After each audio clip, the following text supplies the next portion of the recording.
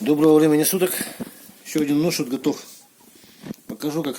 То есть сам не выпадает. Понимается, вот одной рукой пальчиком уперлись. В руке уже.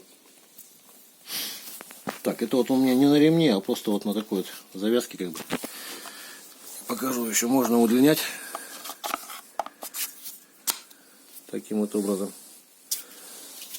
Существенно длиннее становится. Ну и немножко покажу, как что-нибудь режет. Срок лося, как всегда, это привычка. О,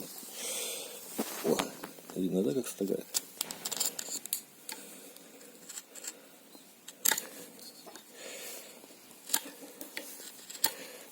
Всей длине.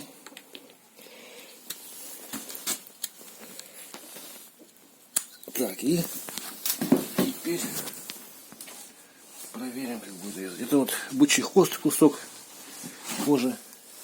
Показать просто, что режет.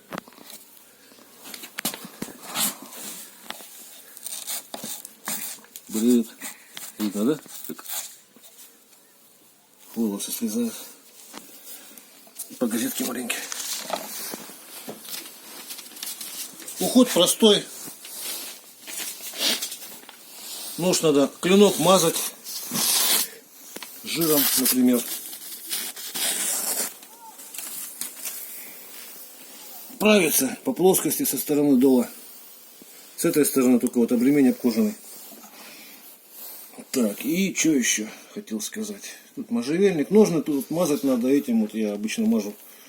Либо вот крем для обуви, воск. Чтоб не это, влагоотталкивающее чем-нибудь, чтобы влагу отталкивал. Ну и все. А это жиром, клинок сам. Жиром каких добычи, например. Да и ножны можно, в принципе, жиром добычи. Ручка пропитана льняным маслом. Стабилизирована. На 6 часов на водяной бане стояла. В общем, как-то так. Ну вот лось, как я строгал, это то есть вот показатель такой, что вот лося по-любому хватит ободрать.